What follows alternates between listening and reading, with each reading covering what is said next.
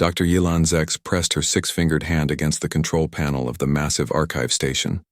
Around her, holographic displays showed the final moments of countless civilizations. Some screamed in terror as their worlds burned. Others sent mathematical equations hoping someone would remember their discoveries. A few simply went quiet, their signals fading like dying stars. The Tarathi xenoarchaeologist had studied dead civilizations for 30 years. She loved solving the mystery of why species disappeared.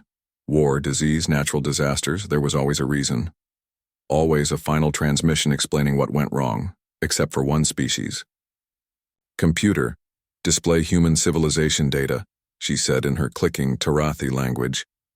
The hologram changed, showing a small blue planet orbiting a yellow star. Earth, as the humans called it. For over 2,000 years, Earth had been one of Bao's, the loudest civilizations in the galaxy. They sent everything into space, their music, their stories, their arguments, their dreams. Yilan had listened to human children singing lullabies to their parents on distant planets. She had heard their leaders making speeches about peace and war. She had watched their scientists share discoveries with anyone who would listen. Humans seemed to love talking to the universe. Then, exactly 4,000 years ago, they stopped. Not gradually, not with a final message, just silence.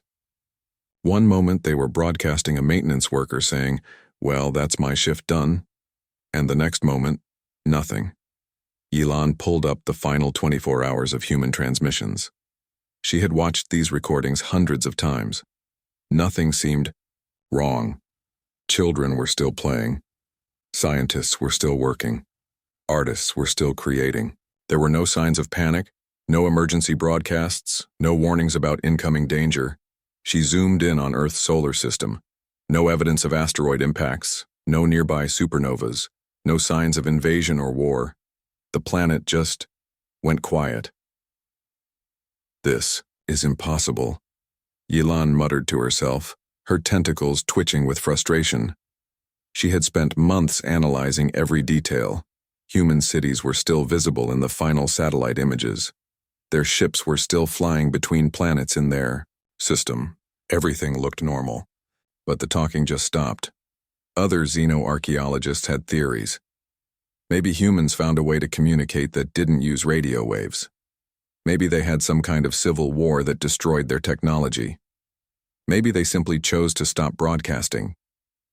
But none of these theories had proof. Yilan was different. She didn't just want to know what happened to species. She wanted to understand who they were as people. She had learned 17 human languages. She had read their books and listened to their music. She had studied their history of wars and peace, love and loss. Humans fascinated her. They were violent, but also incredibly kind. They fought wars, but also sent help to strangers in distant galaxies. They were logical, but also believed in things they couldn't prove. They seemed full of contradictions. The more she studied them, the more she realized something strange. In their final years of broadcasting, humans had become incredibly advanced. Their technology was growing faster than any species in galactic history. They had started mentioning things in their scientific papers that shouldn't have been possible, ways to travel faster than light, ways to send messages instantly across space. But they never shared these discoveries with the galaxy. Other species always broadcast their biggest breakthroughs. Humans kept their best technology secret. Yilan stood up and walked to the massive transmitter array visible through the archive's windows. The Galactic Council used this transmitter to send messages to distant parts of the galaxy. It was powerful enough to reach any civilization anywhere. An idea formed in her mind. A crazy, probably impossible idea. What if humans weren't dead? What if they were just quiet? She had tried everything else. She had analyzed every signal, studied every piece of data, compared humans to every other extinct civilization. Nothing worked. Maybe it was time to try something no xenoarchaeologist had ever done before. Maybe it was time to ask. Yilan spent the next week preparing. She composed a simple message in the human language they called English. She calculated the exact coordinates of Earth's solar system. She programmed the transmitter to send the message using the same radio frequencies humans had once used. On the chosen day, Yilan stood alone in the transmitter control room. Her superior, Dr. Thek, had tried to stop her. "You're wasting counsel, resources on dead species," he had said. But Yilan had authorization to use the transmitter for research purposes. She took a deep breath and pressed the transmission button. "Earth, this is Dr. Yilan Zex of the Galactic Council Archive. I have studied your civilization for many years. I know you went silent 4,000 years ago, but I don't know why. Your people were remarkable. Your art, your science, your stories, they inspired beings across the galaxy. If anyone on Earth can hear this message, please respond. Are you still there?" The message shot out into space, traveling at light speed toward the small blue planet. It would take months to reach Earth, and if anyone somehow heard it and responded, it would take months for the reply to return. Yilan didn't expect anything. She just needed to try everything possible. She was a scientist. She had to explore every option. 3 weeks later, she was analyzing Zephyrian poetry when every alarm in the archive started screaming. Dr. Thek burst into her office, his scales bright with excitement. "Yilan, the deep space monitors. Something impossible just happened." They ran to the main detection center, where dozens of technicians were staring at their screens in shock. The head of Galactic Communications, Admiral Kresh, was standing in the center of the room looking terrified. "What's happening?" Yilan demanded. Admiral Kresh pointed to the main screen. 3 minutes ago, every listening post in the galaxy, all 847 stations, detected the same transmission at exactly the same moment. Same signal, same strength, same content, from a source 50,000 light-years away. Yilan felt her heart's race. "That's impossible. Signals can't reach every part of the galaxy simultaneously. The physics don't work." "The physics don't work, Admiral," Kresh agreed grimly. "But it happened anyway." "What did the transmission say?" Yilan whispered. The Admiral looked directly at her. "It said, 'Who wants to know?' And Yilan. It came from the coordinates of Earth." The room fell silent. Everyone stared at Yilan, the xenoarchaeologist who studied dead civilizations and had just discovered that her favorite extinct species might not be extinct at all. For the first time in 4,000 years, someone had heard from Earth, and they were asking questions back. The Galactic Council emergency meeting lasted 3 days. Leaders from every major civilization argued about what to do next. Some wanted to send warships to Earth immediately. Others thought it was a trick or a mistake. A few believed it was proof that humans had developed dangerous technology. Dr. Yilan Zek sat in the corner of the great chamber, feeling small among the powerful leaders. She watched the crystalline Emperor's facets flash angry colors as he spoke. She heard the Zephyrian Prime Minister's wings buzzing with worry. The massive Bruthan delegates roared their opinions while the tiny whisper people sang their thoughts in harmonies only they could understand. Everyone was scared. In 4,000 years, no one had ever sent a message to every part of the galaxy at the same time. It should be impossible. It broke every law of physics they knew. Admiral Kresh stood at the center of the chamber trying to maintain order. "We need to decide how to respond," he announced. "If humans are alive and have this technology, we must know their intentions." "What if it's a weapon?" shouted the Tarathi defense minister. "They could be preparing to attack." "Or maybe they're testing us," suggested the wise Andorian council speaker, "seeing how we react to their return." Dr. Yilan finally stood up. Her voice was quiet, but the chamber's acoustics carried it clearly. "May I speak?" The room fell silent. Everyone knew she was the one who had contacted Earth. Some blamed her for starting this crisis. Others called her the most important person in galactic history. "I studied humans for years," she began. "They weren't warlike compared to most species. Yes, they fought among themselves, but they also helped strangers. They sent medicines to planets they'd never visited. They taught their languages to anyone who asked. If they wanted to hurt us, they could have done it 4,000 years ago when they first developed this technology." The crystalline Emperor's voice rang like breaking glass. You know nothing about their current intentions, scholar. They've had millennia to change. That's exactly why we should talk to them, Yilan replied firmly. We need to know what they want. After hours of debate, the council voted. They would send an official diplomatic message to Earth. Admiral Kresh would compose it representing all galactic civilizations. 2 days later, the message was transmitted. This is Admiral Kresh of the Galactic Council speaking for all member civilizations. We believed your species extinct for 4,000 years.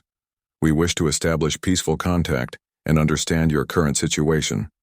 Please respond if you are willing to communicate. They waited 3 weeks for a reply. During that time, panic spread across the galaxy. Some planets began building new defenses. Others started evacuating their populations to remote colonies. Stock markets crashed as traders lost confidence in galactic stability. Then, just as suddenly as before, every listening post in the galaxy detected the same simultaneous transmission. Define extinct. We prefer selectively communicative. The message was followed by another, arriving moments later. We know about your wars with the Hegemony Wars 3,047 years ago. We watched the Spiral Arm Plague 3,201 years ago. We saw the Great Peace Accords 2,955 years ago. We observed the Zeta Rebellion 2,444 years ago. We monitored the Council expansion into the Outer Rim 1,233 years ago. We recorded the fall of the Silicon Brotherhood 891 years ago. Should we continue? Admiral Kresh stared at the message readout in horror. They've been watching us, recording everything, for thousands of years. More messages followed, each arriving instantly across the galaxy. You want to know if we're extinct? We spread throughout our solar system. We built colonies on moons and asteroids. We created habitats in space. We've grown from one world to thousands of settlements. Does that sound extinct to you? You want to know our intentions? We're curious why you thought we were dead. We never sent a final message. We never said goodbye. We just stopped talking on the frequencies you were listening to. Dr. Yilan felt her blood go cold. They stopped broadcasting on purpose. They wanted us to think they were dead. The next message confirmed her fears. We went silent because we learned something about the galaxy. Species that advance too quickly disappear. Either they destroy themselves or their neighbors destroy them first. So we decided to appear weak while growing strong. We watched the Titan Empire become powerful and get destroyed by an alliance of fearful neighbors 3,654 years ago. We observed the Machine Collective grow too fast and face total war from organic species 2,194 years ago. We saw the Psionic Federation develop mind control and get hunted to extinction 2,171 years ago. We learned that in this galaxy it's safer to be underestimated. The implications hit the council chamber like a physical blow. Admiral Kresh's hands shook as he read the messages aloud. If humans could send instant messages across the galaxy, what other technology did they have? How advanced had they become in 4,000 years of secret development? Dr. Yilan asked the question everyone was thinking. Why reveal yourselves now? Why break your silence after all this time? The answer came quickly, and it chilled everyone in the chamber. Because we've been tracking galactic patterns for millennia. Our projections show 3 major powers will clash in total war within the next century. Half the galaxy's civilizations will be destroyed. We went silent to survive the galaxy's violent past. Now we're speaking because the galaxy faces its most dangerous future. We're not revealing ourselves because we want to. We're revealing ourselves because we might be the only species with the technology to prevent what's coming. The chamber erupted in chaos. Leaders shouted questions, demanded proof, accused humans of lying. But Admiral Kresh noticed something else in the data. The humans weren't just sending messages. They were sending them with mathematical proofs, star charts showing troop movements they shouldn't know about, and economic projections that perfectly matched classified council intelligence. They really had been watching. For 4,000 years, humanity had been the galaxy's silent observer, recording everything, learning everything, growing in power while everyone believed they were dead. Dr. Yilan looked at the communications console. As another message arrived, Dr. Yilan Zex asked if we were still there. Yes, Dr. Zex, we're still here. The question is, are you ready for us to come back? For the first time in galactic history, every civilization faced the same terrifying realization. The species they thought was the weakest might actually be the strongest. And after 4,000 years of silence, humanity was ready to talk. The Galactic Council spent 2 weeks arguing after humanity's revelation. Fear gripped every species. If humans could monitor all galactic communications for 4,000 years, what else could they do? How many human ships were hiding in space? How many secret colonies existed beyond their solar system? Dr. Yilan Zex barely slept during those weeks. She kept thinking about humanity's final message. Are you ready for us to come back? What did that mean? Come back how? With armies, with demands, with ultimatums. She was in her office studying old human cultural records when the next transmission arrived. This time it wasn't just text. It was a full audio-visual message, somehow reaching every screen and speaker in the galaxy simultaneously. The face on the screen looked human, but older than any human from the old records. She spoke in perfect galactic standard, the common language used for diplomatic communications. Citizens of the galaxy, the woman began. My name is Dr. Elena Chen, speaking on behalf of the human collective. We understand our recent communications have caused fear and confusion. We want to explain why we chose silence and why we're choosing to speak now.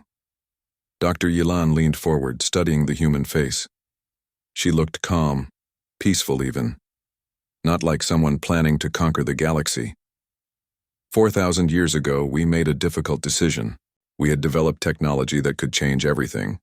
Faster than light travel, instantaneous communication, energy manipulation beyond current galactic understanding. We could have emerged as a major power, demanding respect and territory. The human paused and her expression grew sad. But we studied galactic history. Every time a species advanced too quickly, they faced destruction. The Titan Empire, the Machine Collective, the Psionic Federation, all eliminated because they threatened the existing balance of power. We realized that in a galaxy full of weapons, being strong makes you a target. Dr. Yilan felt a chill. Humanity had been right. She had studied those extinct civilizations herself. Each one had been destroyed not by natural disasters or internal collapse, but by coalitions of fearful neighbors. So we chose a different path, Dr. Chen continued. We went silent and spread quietly throughout our solar system and beyond. We built homes on asteroids, on moons, in the empty spaces between stars. We grew our population from billions to trillions. We advanced our science without broadcasting our discoveries. The image changed, showing a massive space station orbiting a distant planet, then another and another, hundreds of them, maybe thousands, all bearing the unmistakable signs of human construction. We've been good neighbors. When the hegemony wars threatened to destroy 3 civilizations 3,247 years ago, we secretly provided medical supplies and evacuation ships. When the spiral arm plague struck, our scientists developed vaccines and left them where affected species could find them. When the Zeta Rebellion nearly ended in genocide, we prevented several massacres through careful intervention. Dr. Yilan gasped. She had studied all those events. Historical records mentioned anonymous aid and unexplained assistance that had appeared at crucial moments. She had never connected them to humans. We've been the galaxy's invisible protectors for millennia, Dr. Chen said. But now, our projections show a crisis approaching that we cannot solve through secret intervention. The 3 major galactic powers are moving toward total war. Our analysis suggests this conflict will destroy half of all civilizations within a century. The screen showed complex mathematical models, star charts with troop movements, economic data showing resource disputes between the Tarathi Federation, the Crystalline Empire, and the Zephyrian Coalition. We cannot prevent this war while remaining hidden, but we also cannot simply appear with our full strength. That would only cause the immediate war we're trying to prevent. So we're proposing something unprecedented. Dr. Yilan held her breath. We want to meet with your people. Not your leaders, not your military commanders, not your politicians. We want to meet your philosophers, your teachers, your artists, your scientists. We want to meet people who understand that real power comes from wisdom, not weapons. The council chamber erupted in confusion when this message was broadcast. Everyone started talking at once. The Tarathi defense minister shouted about security, risks. The crystalline emperor demanded to know why humans didn't want to meet with proper authority figures. But Dr. Yilan understood. Humans didn't want to deal with people who thought about power and territory. They wanted to talk to people who thought about ideas and understanding. Dr. Chen's message continued. We've prepared a meeting place at the edge of our solar system. We call it Threshold Station. It's designed for peaceful contact between different species. You may send small delegations, no more than 10 people per civilization, no military vessels, no weapons. She paused, and her next words carried a weight that silenced every argument in the galaxy.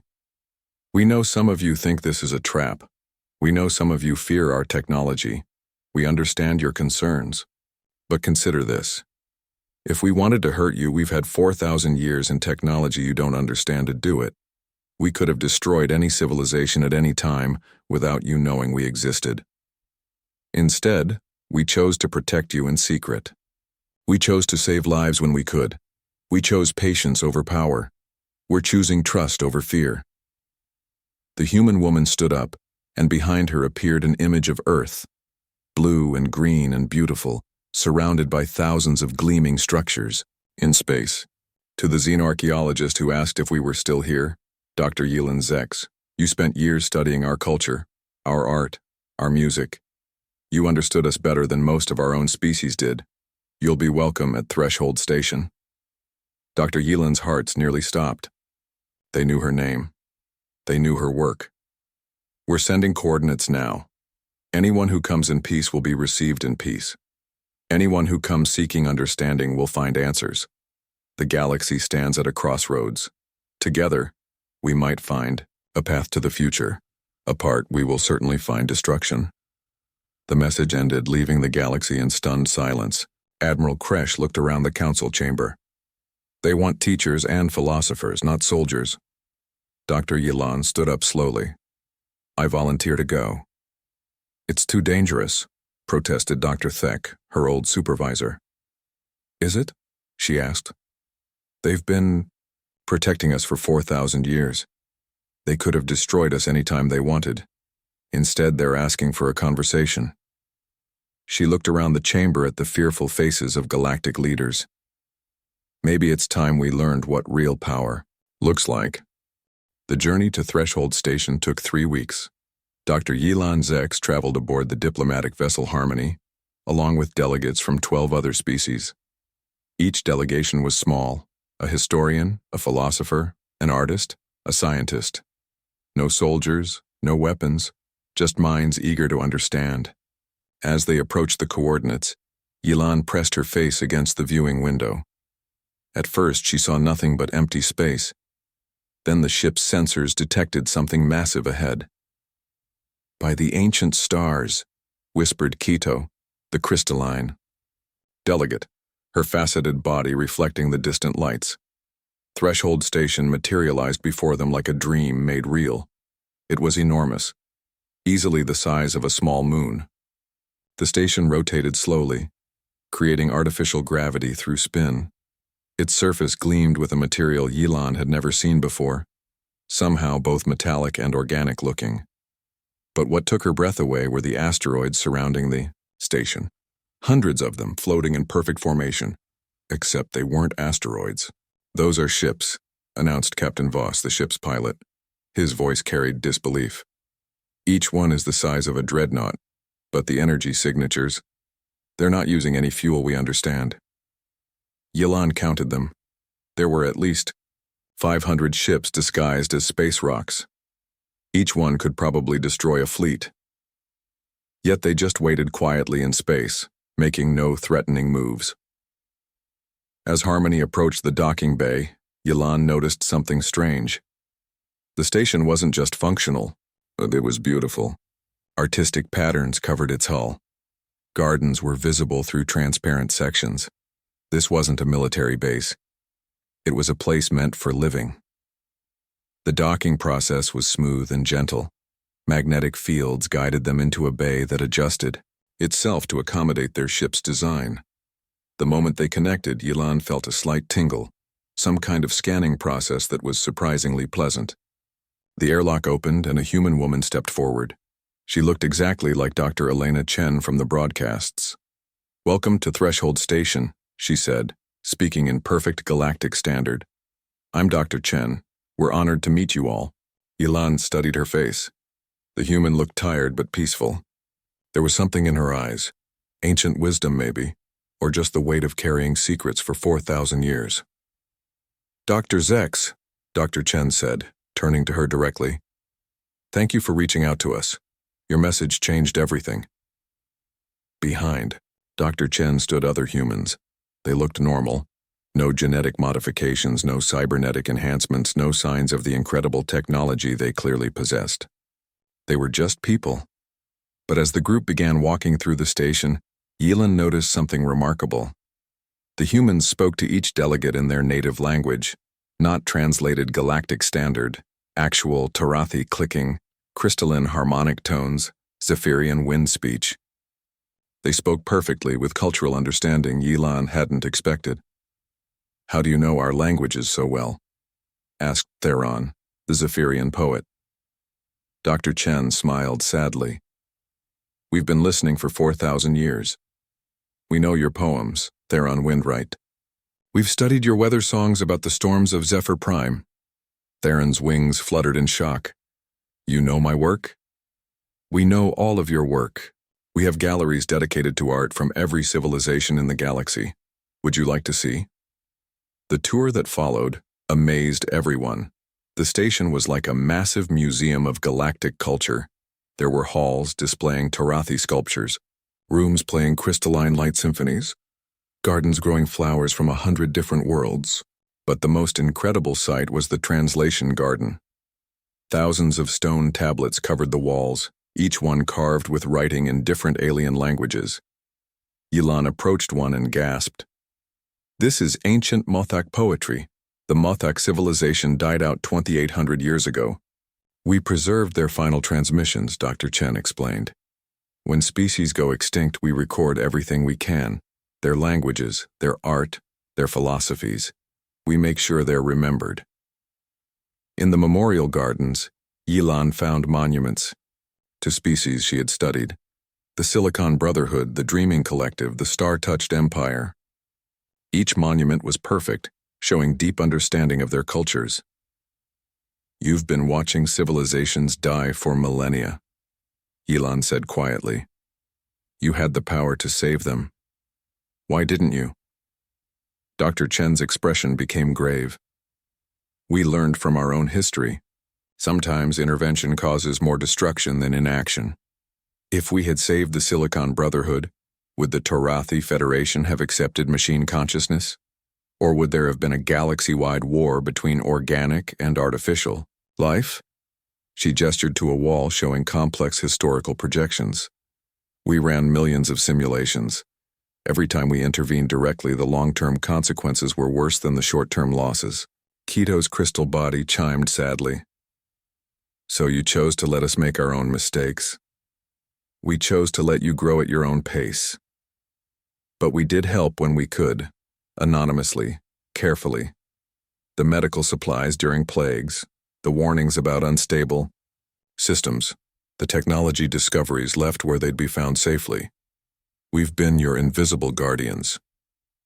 They entered a vast chamber Yilan hadn't expected, a library. But this library contained books and data from every known civilization. Human children sat in reading circles studying literature from across the galaxy. "You teach your children about us," observed Dr. Yanis, the human delegate, an elderly man who introduced himself as a philosopher. "Knowledge is our greatest treasure," Dr. Chen replied. "Our children learn about the galaxy's wonders and mistakes. They understand why we chose silence and why we're choosing to speak now." They reached the station's heart, an observation deck with a transparent floor. Below them, space stretched out infinitely. But Yelan could see structures in the distance, more stations, more ships, more signs of human presence than anyone had imagined. "How many of you are there?" she asked. "Several trillion, spread across thousands of habitats throughout our solar system and beyond. We've made homes in asteroid belts, on moons, in deep space. We grow slowly, sustainably, without straining resources." Theron spoke what everyone was thinking. "You could take over the galaxy whenever you wanted." Dr. Chen nodded sadly. "Yes, we could. That's exactly why we haven't." She activated a holographic display showing the galaxy. Red markers appeared throughout. Human settlements, human ships, human technology. They were everywhere. "For 4,000 years, we've been your neighbors. We've watched your children grow up, your civilizations flourish, your species reach for the stars. You're not just aliens to us anymore. You're part of our community, whether you knew it or not." Yelan felt tears in her eyes. "You've been protecting us like family." "Like family," Dr. Chen agreed. "And now our family faces its greatest threat. The coming war won't just destroy governments or empires. It will shatter the community we've all built together. That's why we couldn't stay silent anymore." As the day ended and the delegates returned to their quarters, Yelan stared out her window at the hidden fleet surrounding Threshold Station. Each ship represented technology beyond galactic understanding, wielded by people who chose wisdom over conquest. Tomorrow, Dr. Chen had promised, they would learn about humanity's plan to prevent the approaching war. But tonight, Yelan realized something that changed everything. Humanity hadn't been hiding from the galaxy. They had been waiting for the galaxy to grow up enough to join them, and the test was about to begin. The next morning, all delegates gathered in a circular chamber at Threshold Station Center. Dr. Chen stood before a massive holographic display showing the entire galaxy. Red zones marked areas of growing tension between the three major powers. "The war is closer than you think," Dr. Chen began. "Our latest projections show conflict will begin within 5 years.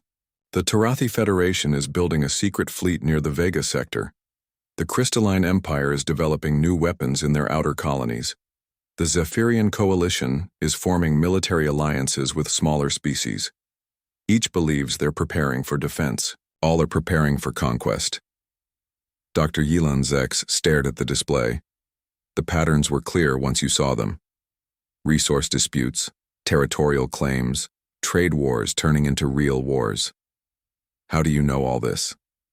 "We have observation posts throughout the galaxy. We've watched patterns repeat for millennia. When three major powers reach equal strength, they always fight. It's like a law of galactic politics." Keto's crystalline body chimed nervously. "What does humanity plan to do?" Dr. Chen gestured, and the display changed. 3 objects appeared, artifacts that looked ancient but somehow familiar. "We're going to give you the tools to prevent the war, but not in the way you might expect." She pointed to the first artifact. "This is a harmony engine. It can link the consciousness of entire species, allowing perfect communication and understanding between civilizations. No more misunderstandings, no more fear of the unknown."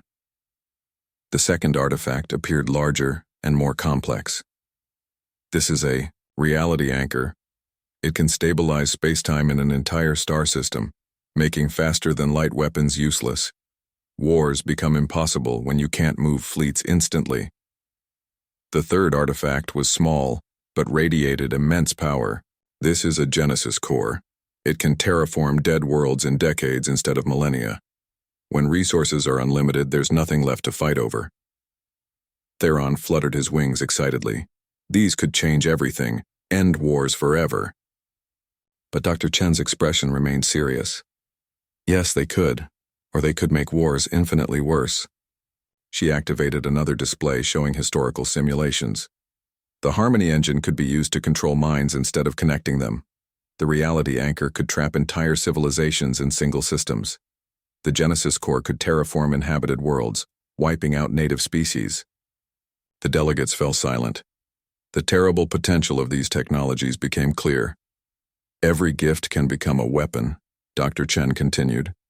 We learned this lesson 4,000 years ago when we first developed these technologies. That's why we went silent. We weren't ready for such power. The question is, are you? She paused, letting the weight of her words sink in.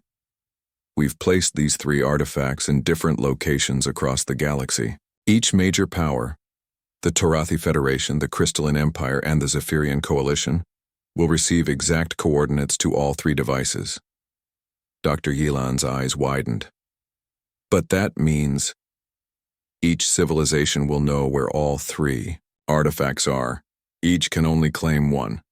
The choice you make will determine if these technologies save the galaxy or destroy it. Giannis, the human philosopher, stroked his beard thoughtfully. This is a test. Yes, Dr. Chen agreed. A test of wisdom. Will the 3 powers cooperate, each taking one technology and trusting the others? Or will they fight over all 3, proving our worst fears about galactic civilization?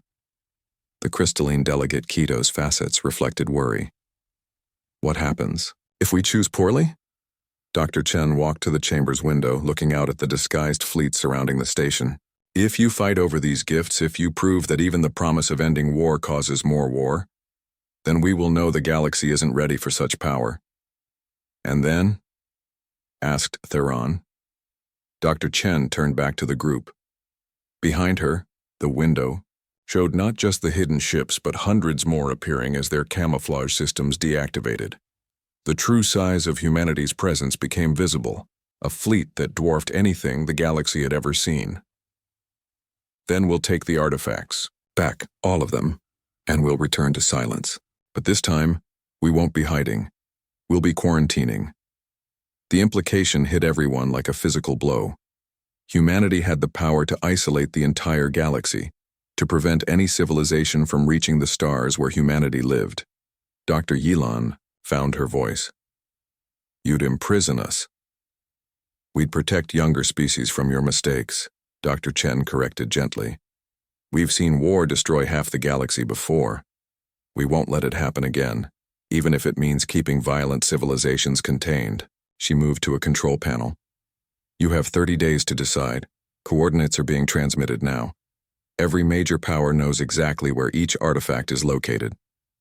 The display showed the 3 locations, one in neutral space, one near Torathi territory, one in the outer crystalline regions. Each was equally accessible to all 3 powers. Remember, Dr. Chen said, your choice will determine not just who gets which technology, but whether you get any technology at all. Work together, and these tools will usher in a new age of peace and prosperity. Fight over them. She didn't finish the sentence. She didn't need to. Dr. Zex, she said, turning to the Torathi xenoarchaeologist, you studied our species when you thought we were extinct.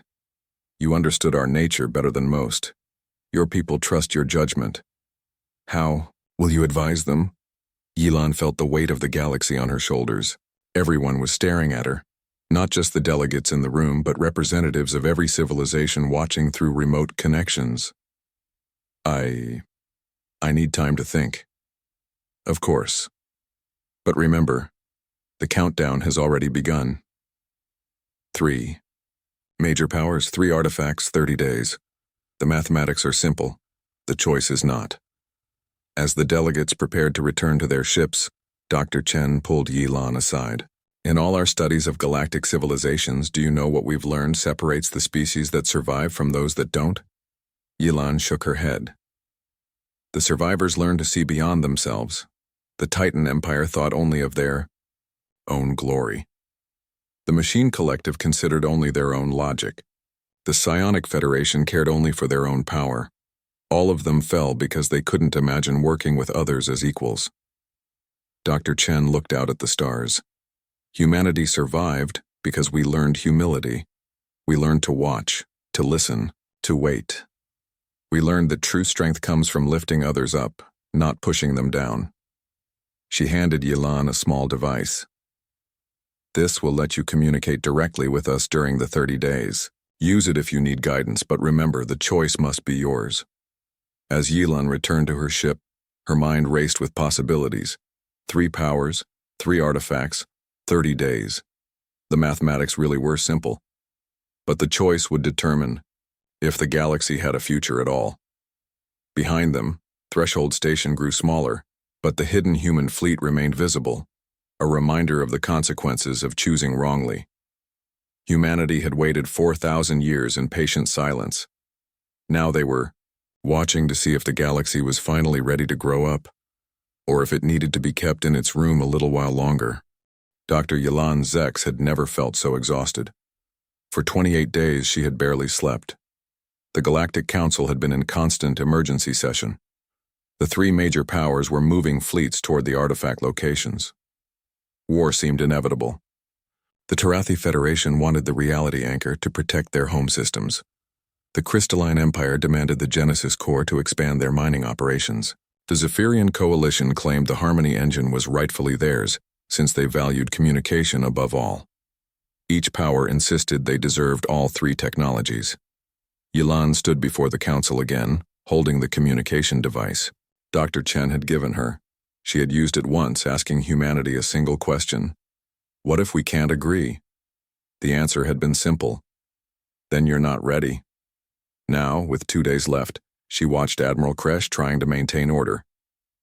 The 3 major powers had stopped listening to each other.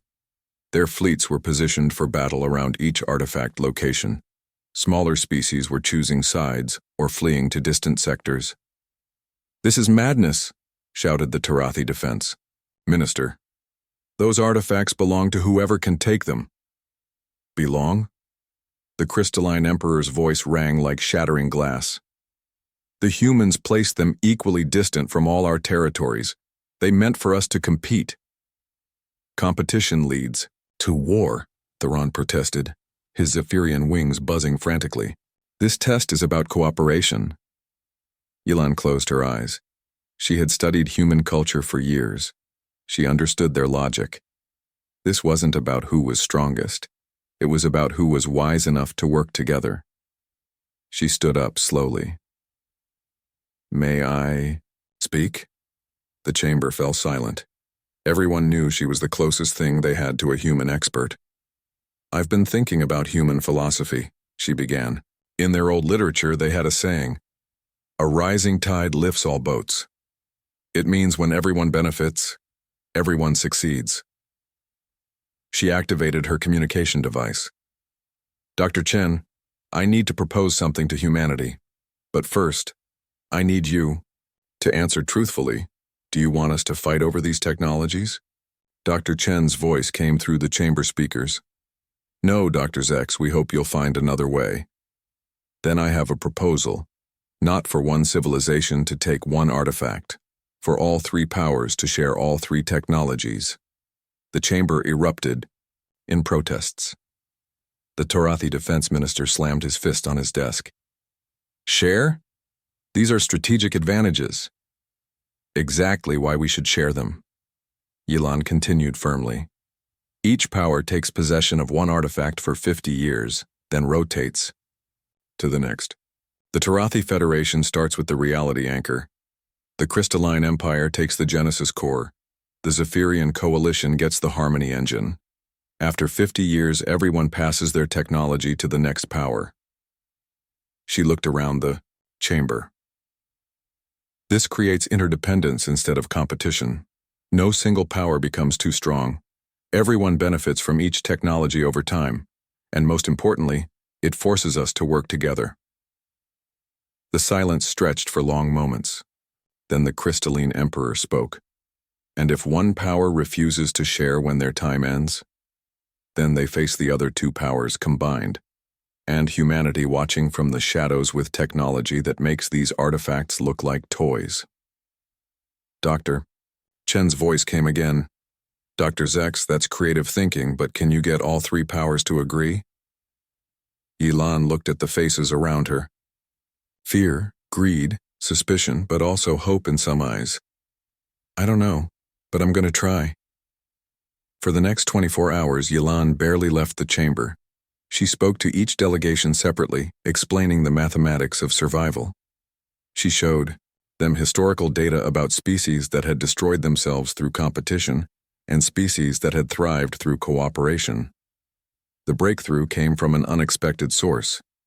A message arrived from the smaller species, the Whisper People, the Mothak survivors, the reformed Silicon Collective, dozens of civilizations that had been watching the major powers argue.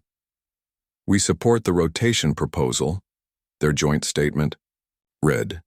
If the major powers fight over these technologies, the galaxy burns. If they work together, we all benefit. Wisdom over strength, peace over power. The pressure was enormous. The three major powers realized they weren't just being judged by humanity, but by every species in the galaxy. With 6 hours left in the deadline, the Zephyrian coalition broke first.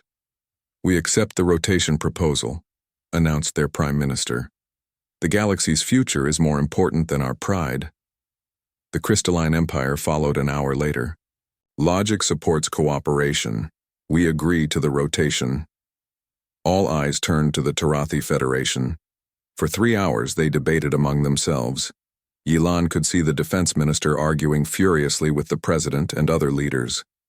Finally, with 1 hour remaining, the Tarathi president stood up. The Federation accepts the rotation proposal. We choose wisdom over war. The chamber erupted in celebration, but Yilan felt a chill. The hardest part wasn't agreeing. It would be keeping the agreement. Dr. Chen's image appeared on the main screen. Congratulations, Dr. Zex. You've passed the first part of the test. First part? Yilan asked. Agreeing is easy, keeping promises is hard. But you've shown something we hope to see. The ability to think beyond individual power. The artifacts are yours. Use them wisely. The screen changed, showing the 3 artifact locations. The objects were already being transported to neutral, stations where the transfer ceremonies would take place. But Yilan noticed something else. Human ships were visible around each location, no longer trying to hide. Over the following months, the rotation plan worked better than anyone expected. The Tarathi Federation used the reality anchor to create safe zones for smaller species during territorial disputes. The Crystalline Empire's Genesis cores terraformed worlds specifically for refugee populations. The Zephyrian coalition used the Harmony engine to establish diplomatic connections between former enemies. Dr. Yilan Zex became the first director of the Interspecies Cooperation Council, overseeing the rotation and sharing of technologies. She used the communication device Dr. Chen had given her regularly, consulting with humanity on complex decisions. A year after Threshold Station, she asked the question that had been bothering her. Dr. Chen, were there others? Other species like humanity watching from the shadows? The answer surprised her. Yes, Dr. Zex. The galaxy has many silent watchers, ancient species that chose patience over conquest, wisdom over war. Now that you've passed our test, others are considering whether to make contact. Yilan looked out at the busy space station where humans, Tarathi, Crystallines, Zephyrians, and dozens of other species worked together on projects that would have been impossible alone. How many others? Enough to fill another galaxy with wonders, Dr. Zex. The universe is vast and full of watchers. You took the first step toward joining that community, but it's only the first step. As Yilan watched a human child playing with a young crystalline sharing toys and laughter, she understood humanity's greatest gift. It hadn't been the technologies. It had been the lesson that true strength comes not from what you can take, but from what you can give. The galaxy had been silent for so long, each species shouting into the void alone. Now, finally, they were listening to each other. And in that listening, they heard the whispers of ancient civilizations saying, "Welcome to the community. You're ready to hear our stories now." Humanity had called the galaxy back from the edge of war, but more importantly, they had taught the galaxy how to call out to the wider universe. The real conversation was just beginning.